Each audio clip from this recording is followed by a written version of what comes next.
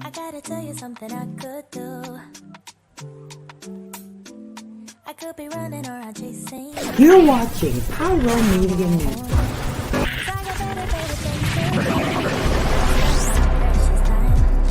Chasing somebody who loves me too. If I got $1 for every time you slam the door, I would be the richest girl alive. If you hadn't run away every time I asked you stay, you would sleep right next to me tonight.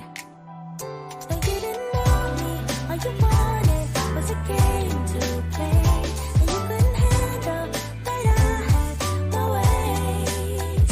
I found your magic, and you Hello, Pyro Media family. Thank you for tuning in.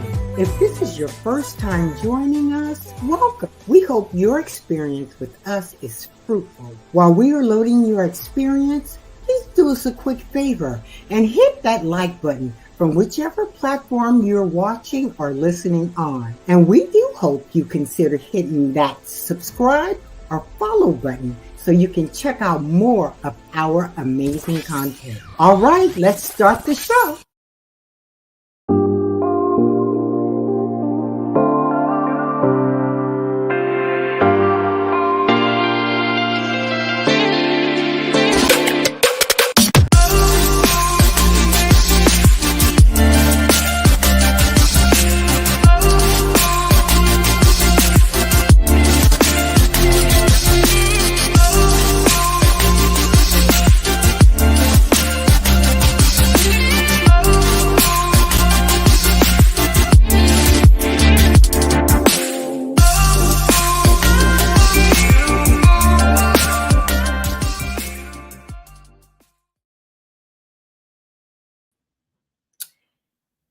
Hey. Happy Friday, Junior, y'all. I'm Nicole D. Vick of Nicole D. Vick Live. Hey. Look at you putting that doctor, don't get me in trouble now. Child. And it's so funny because people are literally still are already calling me doctor. And I'm like, I ain't finished yet. I'm still writing my chapters, but I'm not going to fight that. I'm going to accept it because it's coming. It's not like it's not coming. So I'm just going to embrace it. Yes. So, but I just need somebody to write my chapter 4 and chapter 5 for me. And then I'll just name your price at this point because yeah. Anyway, thank you so much for being here. I'm so very happy that you decided to spend some time with me and my special guest. Now, I am continuing my series, Black Women at Work. We're trying to navigate this workspace because, like I said earlier today, if you follow me, I said some of us, as much as we want to leave the workspace because we understand how dangerous it can be for Black women, baby, some of us is waiting for that pension. We real close. We like this for that pension. Some of us have mortgages. Some of us have children that we trying to take care of, get through college or whatever. Some of us are trying to build a legacy. So we can't quite just walk up out the door just yet.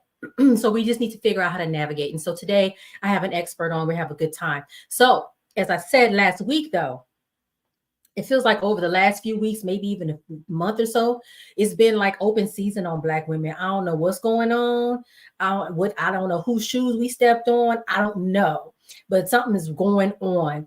And, I think it was first with Taraji and then Dr. Claudine Gay.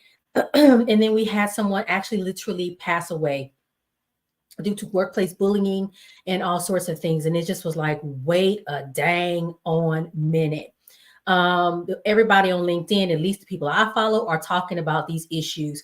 And actually, I saw a video today that was really interesting, and I'll actually bring it up later around what Black women probably need to do to survive. Okay. So today, again, we're going to talk about how to navigate this world. Now, I do want to backtrack for a second and talk about what happened last week.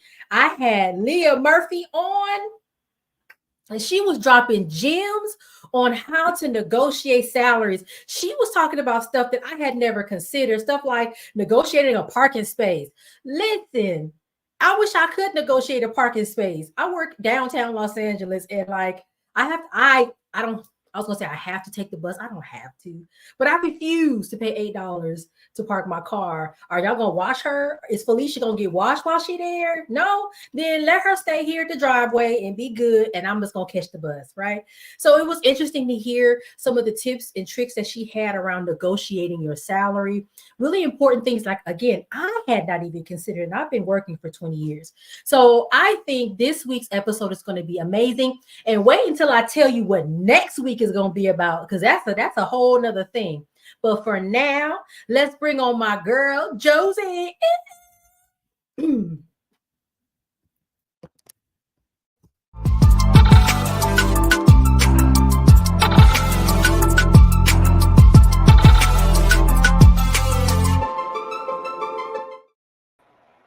friend. Hey, how are you? Long time no see. I know. Well, thanks for having me.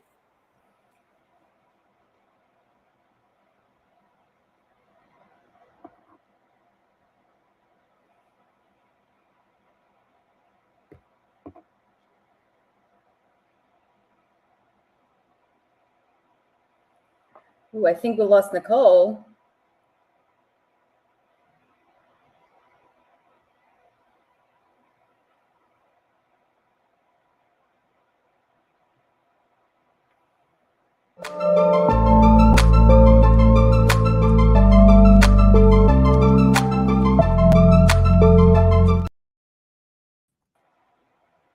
Child, listen, let me tell you something about the devil.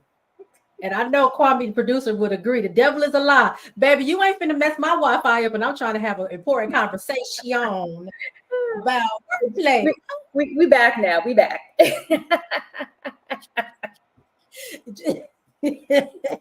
I'm glad. Luckily, I'm quick. I'm quick with it. I said, okay, hold on, mobile hotspot. Boop, boop. We ain't got time for this.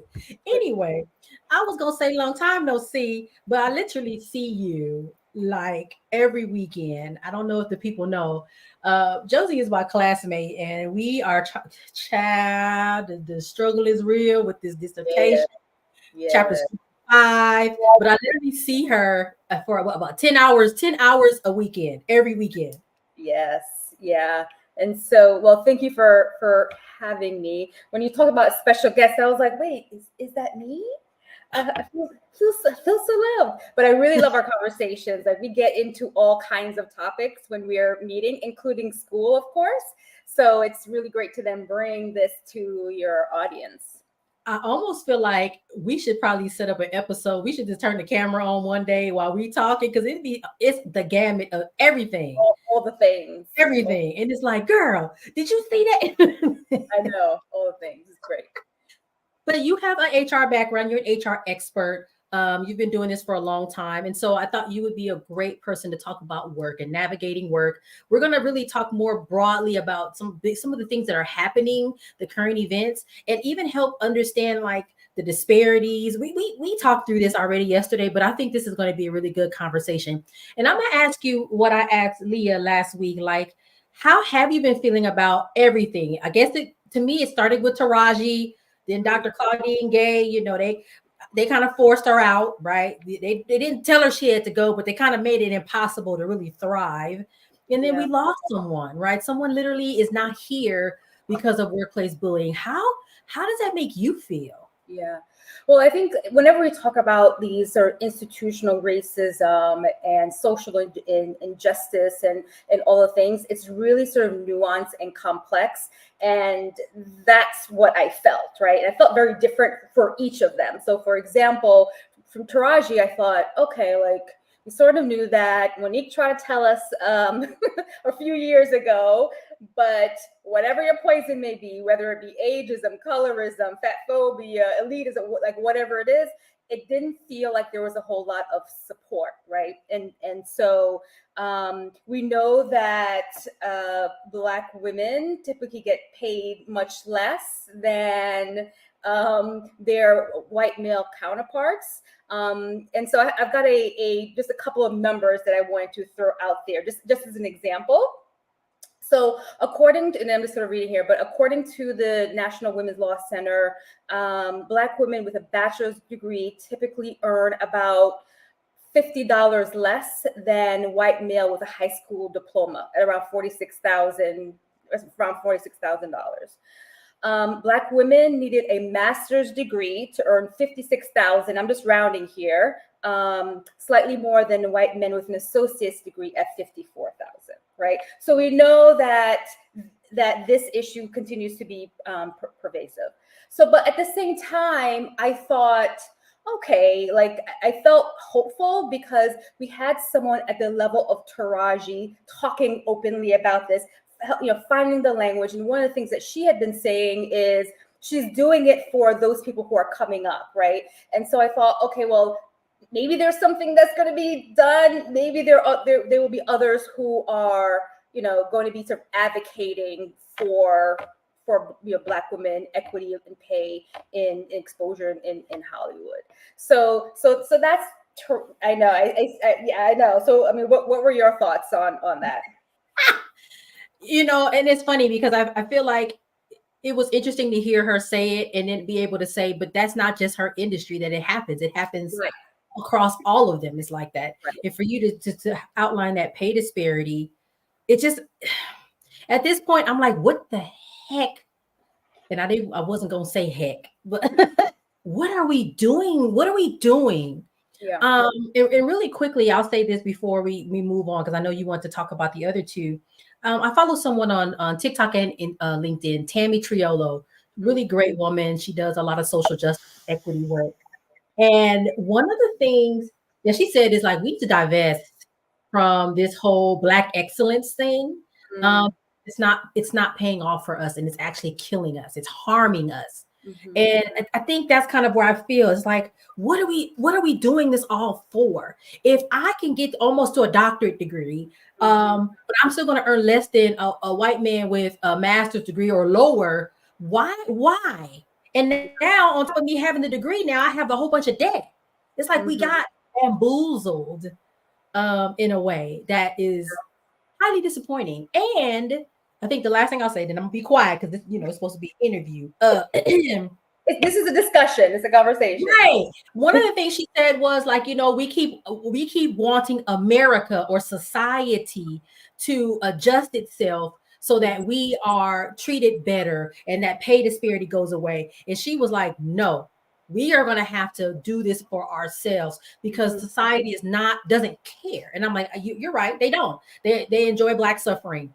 So, oh, well, you make less, too bad for you. So what? Right? It's not going to, all of a sudden, we're going to wake up tomorrow and society is going to be like, oh my gosh, we have done you so poorly. I'm so sorry. It's not going to happen. So we're going to have to save ourselves. And I think that's where, for me, Dr. Claudine Gay was like, oh, you know what? Let me go ahead and resign. Yeah. Well, I think to your point about having to do things for ourselves, I think what's important, maybe this is an unpopular opinion, is we need to understand how to play within these power structures, right? How to sort of get things done within these structures that we're faced with. And how we sort of move it along. And so I'll talk a little bit about sort of like, development and different things navigating a little later. But I mean, as it relates to Dr. Gay, and as an aside, I just learned that she is Roxane Gay's cousin. Really? Yeah, I had no idea. I read a couple of her books. I don't even know why I didn't even guess that. Like, duh. I know, I didn't guess that, but I was highly impressed. But look, did I think that her responses were good? You're doing the hearing, not really. But what I thought was, when you have a senior individual getting ready to be in such a public place, there is always preparation. She was not prepared. She was not supported in the way that she should have been. Right. They put her out, but I would say that was intentional. Yeah. They put Because her I out. think what they figured out was, ooh, we made a mistake hiring this black girl. Yeah, yeah. It's It gonna was, put- yeah, it was really unfortunate. But what I also thought was she is new in her role. She was 6 months in. She was the only one, right? And so where was that grace for her? Where was that support for her? And we know what the answer to that is, which was extremely unfortunate.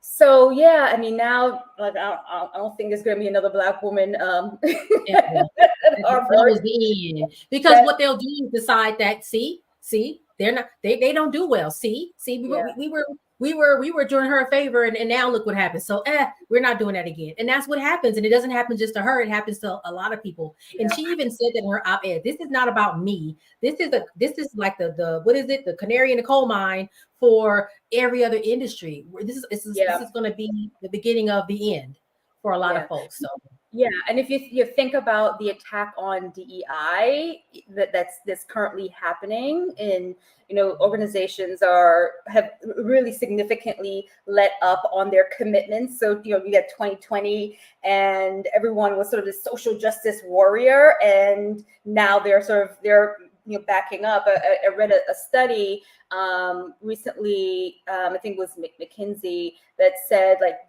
despite all those promises, Black women still face racial trauma.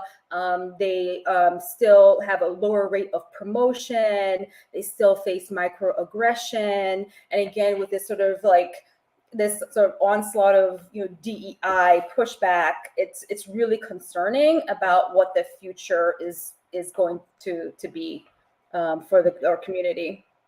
It's so disappointing. And then to get to Dr. Candia Bailey, like, so we know that these workspaces are toxic, but for someone to actually pass away, that I think that was really like next level. Yeah, that was really devastating. I mean, look, I came into HR because I thought, it would be a really unique opportunity to impact people, right? And we do that through the employee experience and employee advocacy. And she seemingly did everything she was supposed to have done. They said, be educated, she got a doctorate. To be successful, she was a VP. She complained, she articulated her concerns, and she still went unheard. Like, her basic humanity, it was just really, really painful to and I'm sure obviously for her family more so, but it was really painful to see and to have experience. Terrible. And all this reminds me of a post I saw from Leah Goodrich that says something like, put the cape down. Producer, I don't want to have that graphic. It says, put the cape down. If there's a problem, ask yourself, is this my actual job? Or is it, someone else's job to do? Like, is this my job or is this their job? Because I also will say, and I know this to be true about Black women, we are used to taking control of things because everybody else is like, I don't know. And we're always the ones like, baby, I got it. And I think we can stop that and really be like, well, maybe that's Sarah's job. No, Sarah, you got it. And I'm learning to do that too. Sarah, you know what, Sarah, you got this. Yeah. And even in the back of my head, I'd be like, no, this don't look right. Sarah, you good job. Well, I said two things about that. One is that Black women, according to 40,000 people were sort of interviewed, and Black women were 59%. They 59% of the Black women who participated wanted to be promoted, right, higher level, versus 49% of all the other women participants. And so of course you already know that you're sort of coming in at a deficiency. So of course you have to like push and work harder, right? And the other thing is, I was listening to a podcast and I can't remember what it was now, and they talked about the term toxic resilience. Because Black women, Black people from marginalized communities they have to work twice as hard. They have to be more prepared, etc. And to what end, right? Burnout, lack of you're not well. And so I thought that was a really sort of interesting term where you just can't keep going just to no end. You said toxic resiliency? Yeah, toxic resilience. Yeah. And it's so funny that you talk about resilience because I don't know if you follow her. She's a psychologist, Raquel Martin. She has a LinkedIn. I think she's on TikTok, on Instagram. And I just watched a video literally of her yesterday talking about resilience. How for us, we tend to wear that as a badge of, yes, yes, strong Black woman. And she was like, I hear you, but literally as a human being, your body cannot take that over time. Oh, we have a guest. Succulent Speaks with Ramona says, good evening. Good evening. Our bodies are not designed to do that. It's literally like, and I think I've heard this before, literally like me taking my car, Felicia, right? I'm going to take Felicia out, but I'm going to I'm not going to take her out. I'm going to get in the car and I'm going to turn her on. I'm going to leave the parking brake on and I'm just going to rev that engine. I'm just going to gun it. How long is Felicia? I mean, Felicia is a BMW. She might survive that. But if I'm going to Charmaine, let's use the 2002 Nissan Maxima because that's probably more likely my age, right? If we think about car age and my age, I'm probably more like the 2002 Nissan Maxima. I'm gonna turn Charmaine on, put her in park, and rev that gas. How long is Charmaine gonna last before she dies?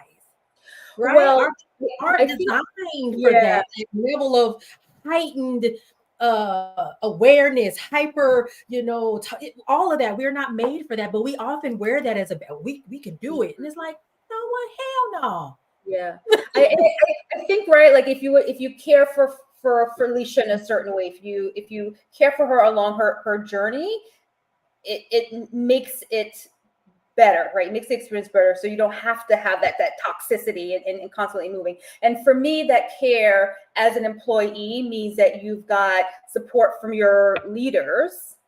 It means that, they're looking after your social capital, you're providing networking and exposure opportunities, development opportunities, that you're able to fail in a safe way, right? And you don't feel that fear of making a mistake.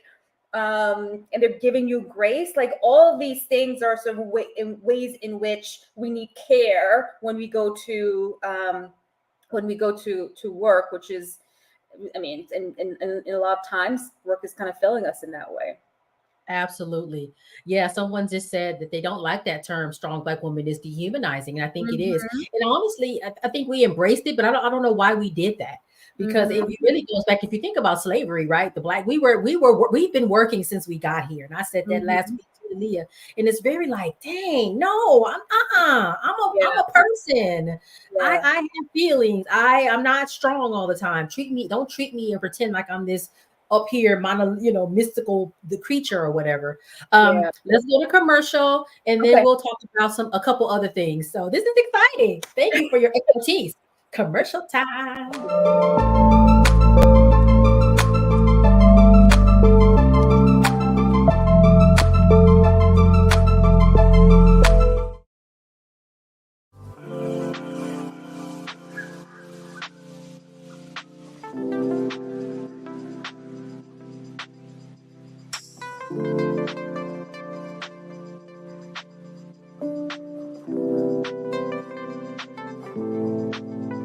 Because self-care should be luxurious. Luxe Noir.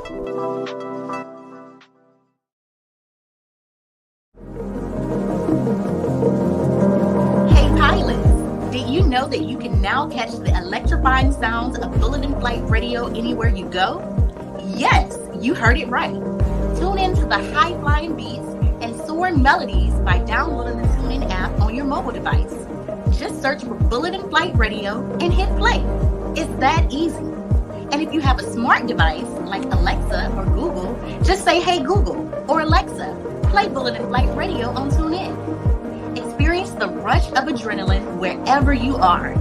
Listen to Bullet in Flight Radio on TuneIn using your Alexa or Google devices. Soaring through the skies has never sounded this good. Don't miss out on the ultimate musical journey.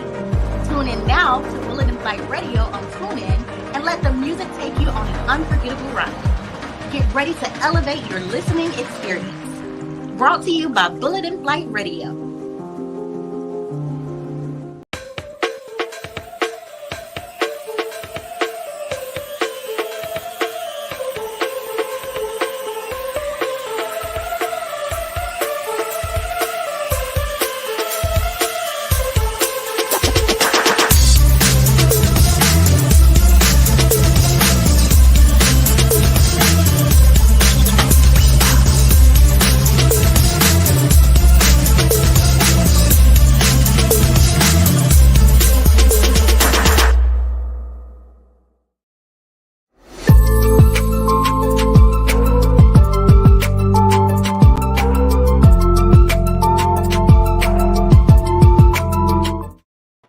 And we are back. Just like that. Woo-hoo.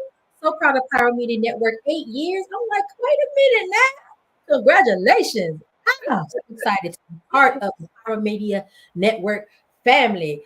All right. Now, everybody, of course, was talking about Taraji being underpaid. And I know, we're several news cycles past that. That's in a sense old news. You know how the world is. Everything moves fast. Mm-hmm. But I saw something that said to me, hold on, that's just the tip of the iceberg. There's a bigger problem at hand, and we need to talk about and look at this. So there's a graphic that we're going to put up. It's a graph around wealth. And I think this really speaks to why pay disparity is a bad thing, because when you look at the average household wealth, baby, you see that little tiny little light blue at the bottom? That's Black people. That little tiny blue, and then you see that orange and that yellow and that big dark blue. That big dark blue is white. That yellow is other. The orange is Hispanic, and at the bottom is Black. So here's the thing. Before Josie comments.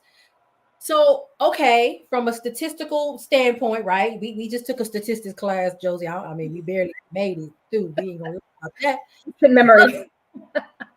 See, one of the things because what happens, and this the reason why I'm saying this is because what happens is someone will come on the news with this chart and say, listen, household wealth has increased for all races from 1989 to 2022. And that is actually correct. But look where the Black people is. We still at the bottom. So yes, it has increased, but and I've got some interesting data to add more color a little bit to this, which is really scary, to be honest. And I would love to see what your audience says when they weigh in. But okay, so according to the last census, we've got 333 million people living in the US right now. What percentage of those identify as Black? A little quiz for you, Nicole. What do you think? 5%. 13.9%. Okay. Identify as Black or African American, right? Okay. So Black people are very involved in the economy, whether it be through entrepreneurism, work, consumerism, etc. Right? So I'm just going to throw out some facts here. So the median Black family has amassed $45,000 in wealth. The median white family household holds $285,000 in total assets. I mean, I was about to try to calculate that right quick. Like, wait a minute, hold on. Right, 45,000 versus 285,000. So we got the equivalent of a Nissan Maxima in wealth, and they have the equivalent, depending on where you live. Let's say Texas, a 4-bedroom house. Right. And exactly. And that's generational wealth that you'll pass on to your children if you have children and so forth. It's a huge difference there. I think you've talked about it before that Black people are more likely to be in low income, lower wage jobs. They're less seen in sort of tech and sort of higher growth roles. Again, which really impacts the differences, right? Black people tend to live more in food deserts, which impacts health, and we know healthcare is really really expensive. One of the things that I saw, which was really interesting, was about climate change. You may think like, well, what does climate change have to do with anything? But what they said is that half of the Black people in the U.S. live in 11 states in the southeastern part of the U.S., where exposure to extreme heat, hurricanes, and flooding is particularly high. And that Right. makes them more susceptible to things like, oh, property damage, right? So Yes. maybe if you do own your home, now it's been torn down by a hurricane, maybe you couldn't afford insurance.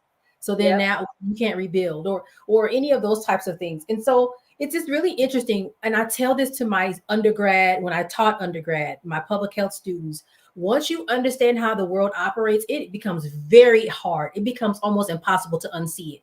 Once you realize, wait a minute, the way things happen aren't always by choice. We think we have choice and we really don't. And the reason why I'm saying this is in regards, going back to what you're talking about in regards to occupation, what types of jobs Black people go into and why.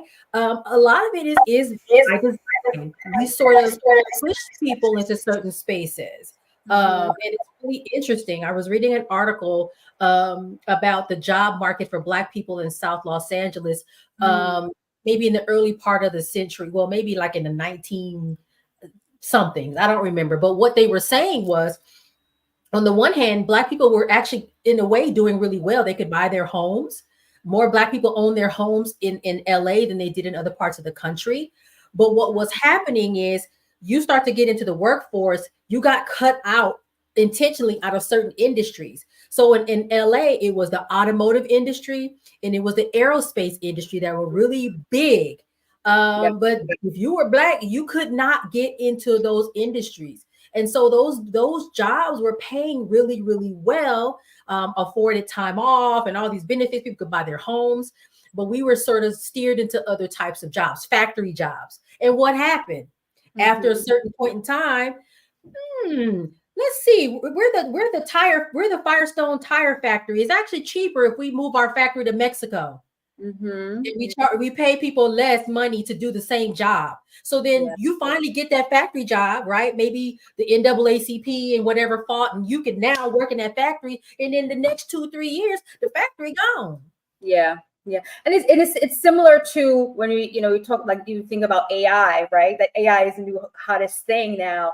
And the potential for wage gap is even higher with AI because of what you're saying, the lack of exposure, where the kind of jobs Black people tend to be concentrating, and therefore they're not sort of part of this conversation with this sort of new emerging sort of way of making money, if you will. So it's really frightening. If it continues on this way, it's only that gap is only going to get worse. Yeah. So how do we what are some ways that we can do better? And I know that on the one hand, there are some organizational things. You talked about those earlier, having a supportive supervisor, being able to make mistakes and not feel like, oh my gosh, I'm gonna get fired tomorrow. There's those types of supports. So maybe we can talk through those a little bit. We have about 10 minutes or so. And then I kind of want to touch on, I'll just share something I'm looking at for personal, like, how do I make sure, because like I said, I can't quit, and I'm saying me, but I'm talking about us as people in general. None of us cannot walk away from our jobs. We have bills. So if I have to stay in this space, how do I take care of myself? So maybe we start with the org, and maybe from the perspective of, I am looking for a job, I'm interviewing for a job. You've even taught me some things, like ask them questions too. So what type of things do we need to be thinking about when we say we're trying to apply for a job and we're interviewing? What do we ask them, or what are we checking for? Yeah, so I think you need to sort of start with understanding what it is that you want, what it is that you're looking for, right? Almost kind of doing an inventory on yourself, because oftentimes then when you're looking for a job, you feel like you're desperate, you want to get the next thing. And so I think you need that clarity first. And then when you're securing these interviews, what matters to you is culture. Culture is such a big word, but you should be asking questions around what, culture and how people thrive, and who who does well in that kind of environment. It really obviously really sort of depends on the kind of role that you're applying for. But you're interviewing the company as much as they're interviewing you. And I think you really need to walk away with clarity around, is this someplace I think I can do well in, right? What kind of, what is sort of your supervisor style? And again, that sort of depends on where you are in the interview process, but you have to ask really clear questions. You could ask questions about what your DEI efforts are. If they're fumbling around that, then you know that's not a priority for them, right? Why do people leave the organization? Like, so there are a bunch of questions that you can ask. You don't necessarily have to ask specifically about culture, but there are things that sort of are indicative of the kind of organization in culture. Ask to talk to maybe other people who are in the department, with you, to sort of get some additional insight. So there's interviewees should definitely feel empowered to sort of own a little bit of the process as well. Yeah, I agree. And it's interesting that you said know what you want, because that's literally what Leah said in regards to salary negotiation. What do you want? Because it can be different for a woman that is interested. Maybe she's newly married, even though that's not a issue, but you know what I mean? She's newly married and she's hoping to have children. So maybe for her, it's, well, what kind of benefits do I have? Do they have a lactation room? Like those kinds of things would be important there, that woman. But for me, I ain't worried about that. Like, I want to know, something else entirely. So it is really important to take stock on what you want. And then I was going to say, I saw somewhere that you should ask that, can I speak to a couple of people in the organization? And of course, they can give you the politically correct answers, but you never know. Because if you ask, a Black person, listen, I'm thinking about working here. Really interesting insight. I'd like to close the door. You want the open door answer or the closed door answer? You get some really interesting insight. Indeed. Yeah. And then one thing I want to share, I am, you guys know I'm working on an anthology with Elizabeth Leiba, the author of I'm Not Yelling. This is her first book. But she just came out with a second book, Protecting My Peace. And I think this actually is really a good tool. So, to use again for self, like, okay, I got to navigate this space. I need to protect my peace. And what it says is embracing inner beauty and ancestral power. So you guys know I'm really big on the ancestor thing. I even had an author. She has a journal on really manifesting with your ancestors. And so I really appreciate that she's saying, listen, there's some, I'm going to call it historical memory, from when our ancestors were on the mother continent that we probably need to tap into to help us really kind of protect our peace, because no one else is going to protect our peace. Nobody else is going to do it. You can't stand outside and yell and hope that society will do it. They're not. There's a lot going on about people's perceptions of Black women specifically. They're used to us working. They're used to us being laborers. They're used to us being workhorses. They're not going to be interested in protecting the peace. You're going to have to protect your own peace. And so I suggest that, folks pick this up. It's on Amazon as one tool. Self-care is another one. Having friends, like I said, me and Josie, I'd be like, girl, woo! Having that too, that sounding board, and and like, am I crazy? Are you crazy? No. It's also really, really important. Therapy. Yep. Also important. So this has been great. Thank you, Josie. I know you're busy and everything, so I appreciate you coming by. And literally, y'all know we have class on Thursday, so we got to come up out of this and go right to class and pay attention and be awake. So that's going to be a special moment. All right, y'all. I'm about to close out, Josie, so just hold up. Well, all right, great. Y'all. Thank you so much, Nicole. I'm glad to have you. Yay! And thank you for folks that stopped by. Succulent Speaks with Ramona. Thank you for stopping by. I saw another one of my anthology co-authors also had stopped by. Thank you as well for stopping by. Thank you all for watching. Remember, you can follow me on social media. I'm on TikTok, Instagram, LinkedIn. Everything is Nicole D. Vick. Woo woo. You can also visit my fabulous website, www.nicoledvick.com. I have all kinds of things on there. If you need me to be an MC, a speaker, all of that is there. What else? Oh, my books. I have 2 books. pushing through, finding the light in every lesson, and push through 52 weeks of light in tough times. And of course, I'll have a new anthology with about 20 plus other authors called Triumphs in the Trenches. And it's about navigating the workspace for Black professionals. I call it the Green Book, but for Black working people. If you don't know what a Green Book is, I encourage you to look it up. All right, y'all. Next week is going to be amazing. So when you have to leave, when it's like, baby, I can't do this no more, I can't navigate, I gotta go, we're going to talk about that next week. Thank you again, Josie, and we'll see y'all next week.